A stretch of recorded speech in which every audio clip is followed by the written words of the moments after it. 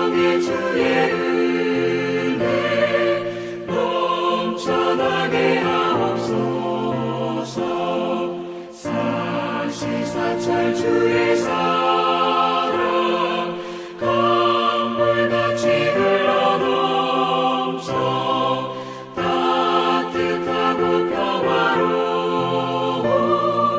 보금자리 주옵소서.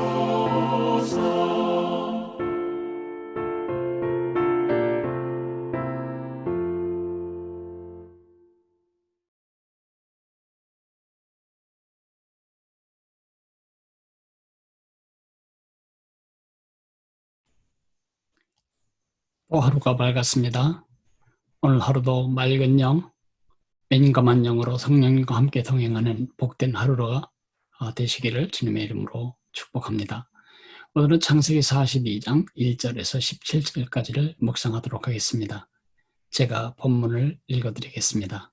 창세기 42장 1절에서 17절까지입니다. 그때 야곱이 애굽에 곡식이 있음을 보고 아들들에게 이르되 너희는 어찌하여 서로 바라보고만 있느냐? 야곱이 또 이르되 내가 들은즉 저 애굽에 곡식이 있다 하니 너희는 그리로 가서 거기서 우리를 위하여 사오라. 그러면 우리가 살고 죽지 아니하리라 하며 요셉의 형 10사람이 애굽에서 곡식을 사려고 내려갔으나 야곱이 요셉의 아우 베냐민은 그의 형들과 함께 보내지 아니하였으니 이는 그의 생각에 재난이 그에게 미칠까 두려워함이었더라. 이스라엘의 아들들이 양식 살아간 자 중에 있으니 가나안 땅에 기근이 있음이라. 때에 요셉이 나라의 총리로서 그 땅 모든 백성에게 곡식을 팔더니 요셉의 형들이 와서 그 앞에서 땅에 엎드려 절하매 요셉이 보고 형들인 줄 아나 모르는 체하고 엄한 소리로 그들에게 말하여 이르되 너희가 어디서 왔느냐? 그들이 이르되 곡물을 사려고 가나안에서 왔나이다. 요셉은 그의 형들을 알아보았으나 그들은 요셉을 알아보지 못하더라. 요셉이 그들에게 대하여 꾼 꿈을 생각하고 그들에게 이르되 너희는 정탐꾼들이라. 이 나라의 틈을 엿보려고 왔느니라. 그들이 그에게 이르되 내 주여 아니니이다. 당신의 종들은 곡물을 사러 왔나이다. 우리는 다 한 사람의 아들들로서 확실한 자들이니 당신의 종들은 정탐꾼이 아니니이다. 요셉이 그들에게 이르되 아니라 너희가 이 나라의 틈을 엿보러 왔느니라. 그들이 이르되 당신의 종 우리들은 12 형제로서 가나안 땅 한 사람의 아들들이라. 막내 아들은 오늘 아버지와 함께 있고 또 하나는 없어졌나이다. 요셉이 그들에게 이르되 내가 너희에게 이르기를 너희는 정탐꾼이라 한 말이 이것이니라. 너희는 이같이 하여 너희 진실함을 증명할 것이라. 바로의 생명으로 맹세하노니 너희 막내 아우가 여기 오지 아니하면 너희가 여기서 나가지 못하리라. 너희 중 하나를 보내어 너희 아우를 데려오게 하고 너희는 같이여 있으라. 내가 너희의 말을 시험하여 너희 중에 진실이 있는지 보리라. 바로의 생명으로 맹세하노니 그리하지 아니하면 너희는 과연 정탐꾼이니라 하고 그들을 다 함께 3일을 가두었더라. 너나 할 것 없이 우리에게는 다 불완전함이 있습니다. 우리가 다 불완전한 사람이기 때문에 살다 보면 원튼 원치 않든 누군가의 마음에 상처를 줄 수도 있고 누군가로부터 내 마음에 상처를 받을 수도 있습니다. 문제는 그 상처가 치유되지 아니하고 내 마음에서 자라면 원한으로 자라고 보복으로 자라게 된다는 겁니다. 이런 마음을 우리는 앙심이라고 부릅니다.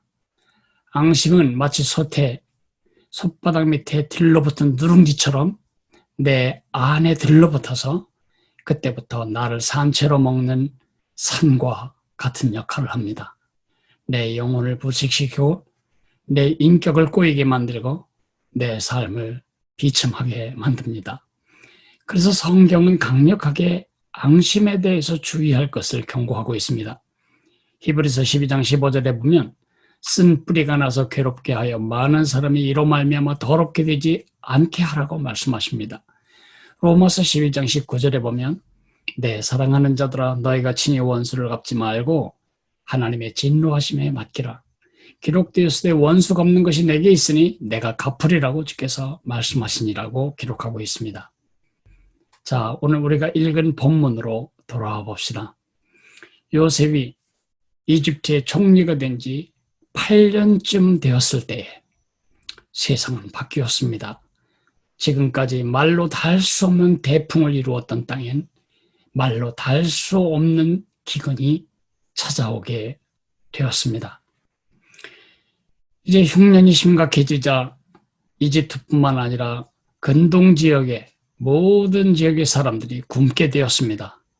그래서 이제 요셉의 형제들도 곡식을 사러 이집트에 오게 된 것입니다. 요셉은 지금쯤 바로의 돈독한 신뢰와 백성들의 존경을 받는 그런 지위에 확고한 뿌리를 내리게 되었습니다. 보통 사람들 같으면 이렇게 발을 뻗을 쯤이 되면 이 시점에서 마음 금고에서 꺼내 펼쳐 볼 리스트가 있을 것입니다. 내 삶을 짓밟았던 사람들의 명단, 내 마음을 지옥으로 만들었던 사람들의 얼굴들, 보디발의 부인이 그렇고 보디발이 그렇고 술 맡은 관원장, 고맙긴 하지만 최소 2년 동안 내 부탁을 까맣게 잊어버린 것에 대한 책임을 물어야 될 것 같다는 생각도 듭니다. 그러나 무엇보다 손보아야 할 사람들은 자기를 구덩이에 던져서 굶겨 죽이려고 했었던, 그리고 은 20의 자기를 이집트에 팔아버렸던 바로 그 형들이었을 것입니다. 근데 그 형들이 드디어 자신 앞에 나왔고 자기가 꾼 꿈 그대로 자기 앞에 머리를 조아려 절하게 된 것이 아닙니까?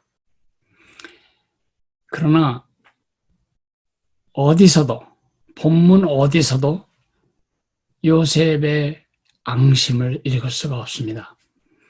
요셉의 보복의 내용을 찾을 수가 없습니다. 심지어 42장부터 45장에 이르는 형들과의 그 조우 장면, 그 긴 눈물겨운 드라마 속에서도 앙심이나 보복의 내용은 찾아볼 수 없습니다. 왜 찾아볼 수 없을까요? 요셉의 마음에 앙심이 없었기 때문입니다. 요셉이 극도로 자기를 절제하는 가운데 형들을 시험한 것은 그들에 대한 앙심 때문이 아니라 그들의 무덤 속 같은 썩고 죽고 병든 양심을 살려내기 위한 것입니다. 내 앙심 때문이 아니고 그들의 양심 때문에 이런 시험을 하고 있는 것입니다. 그것에 대해서는 앞으로 다루기로 하고, 오늘의 묵상은 어떻게 내게 그런 용서받지 못할 큰 상처를 준 형들이 내 눈앞에 나타났는데 앙심을 품고 그들에게 보복할 생각이 아니라 그들을 양심으로 자유케 할 마음을 갖게 되었을까 하는 것입니다. 더 중요한 것은 우리입니다. 요셉 같은 사람뿐만 아니라 우리 같은 사람도 나를 상처낸 사람, 나에게 손실을 끼친 그 사람, 나에게 고통을 준 그 사람을 용서할 수 있을까? 앙심을 품지 않을 수 있을까? 답은 예스입니다. 하나님이 주권이라는 안경을 쓰고 그 사건을 보고 그 사람을 볼 때 우리는 앙심을 품지 않을 수가 있습니다. 그러나 대답은 놉니다. 하나님의 주권이라고 하는 안경을 빼버리고 그 사건과 그 사람을 보면 우리는 한평생 마음에 칼을 갈게 되는 것입니다. 요셉이 형들에게 자신을 공개할 때에 형들을 용서할 때 쓴 말에 요셉의 앙심을 갖지 않은, 요셉의 앙심을 어떻게 녹여냈는지 그 비밀이 공개되고 있습니다. 45장 5절, 창세기 45장 5절에 보면 하나님의 생명을 구원하시려고 나를 당신들보다 먼저 보내셨나이다. 50장 20절에 보면 두려워하지 마소서, 내가 하나님을 대신하리이까? 당신들은 나를 해하려 하였으나 하나님은 그것을 선으로 바꾸사 오늘과 같이 많은 백성의 생명을 구원하게 하셨나니. 요셉이 그 고통 가운데서도 자기를 고통 속에 집어넣은 사람들에 대한 블랙리스트를 만들어 놓고 날마다 묵상하고 보복의 방법을 찾지 않았던 이유는 딱 하나. 내 삶에 일어나는 모든 일들, 이것은 날 향한 하나님의 꿈을 이루기 위한 요소다. 우리도 그렇게 생각해야 합니다. 내 삶에 일어나는 모든 일들, 그것은 나를 향한 하나님의 사랑과 하나님의 계획을 이루는 드라마의 구성 요소입니다. 여러분, 영화를 보거나 드라마를 보실 때에 모든 드라마에는 주인공을 세우기 위해 사용되는 악역 배우들이나 어려운 상황들이 설정이 됩니다. 주인공의 입장에서만 본다면 모두 용서할 수 없는 사람들이고 모두 불평할 수밖에 없는 상황이 됩니다.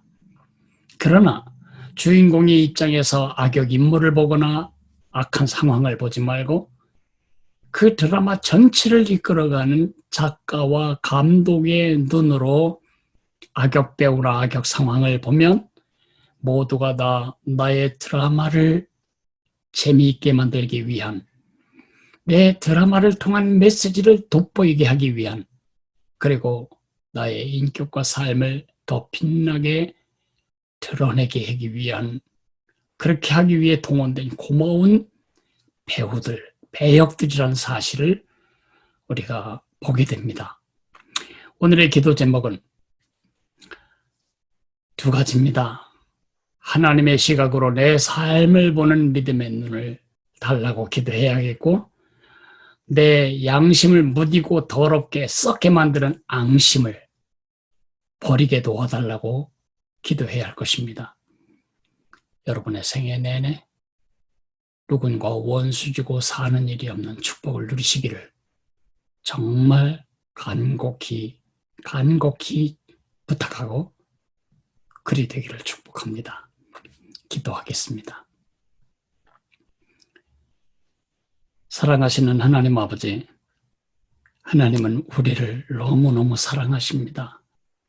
그리고 우리를 위한 놀라운 계획을 가지고 계십니다. 우리를 회복하여 예수 그리스도의 아름다운 인격과 삶을 우리 삶에 빚어가기 위해 주님은 온갖 종류의 배역들과 상황들을 동원하십니다. 우리 같은 것들이 무엇이라고 이렇게 거대한 시간과 공간과 사람들과 배역들을 다 동원하셔서 저를 향한 하나님의 계획을 이루어 가시는지 그 하나님의 자비와 하나님의 사랑에 감사할 뿐입니다. 하나님이 허락하시지 않는 한 나뭇 이파리 하나 떨어질 수 없듯이 하나님이 허락하시지 않는 한 참새 한 마리 땅에 떨어질 수 없듯이 하나님이 허용하시지 않는 어떤 상황도, 어떤 악역도, 어떤 공격도, 어떤 상처도 내게 이를 수 없습니다. 그것이 내게 이르렀다면 그 뒤에는 반드시 나를 복주시기 위한 하나님의 놀라운 계획이 있고 그 계획의 일환으로 내게 그런 일들이 벌어졌다는 것을 볼 눈이 필요합니다. 하나님의 주권을 보는 눈을 주시옵소서.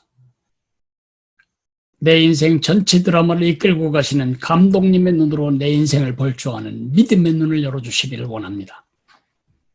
믿음 없이 나에게 상처를 준 사람을 내 손으로 갚으려고 하고 내 마음에 서운케 한 사람들의 리스트를 만들어 놓고 그것을 묵상하는 어리석은 삶을 살지 않도록 은혜를 주시기를 원하며 우리 양심에 앙심의 누룽지가 눌러붙지 않도록 날마다 내 양심을 정결케 할 줄 아는 하나님의 사람들로 살아가도록 복을 주시기를 원하며 오늘 주 앞에 머리 숙인 우리 모두 늙어 죽는 날까지 단 한 사람과도 원수진 채 살아가지 않도록 복을 주시기를 원합니다.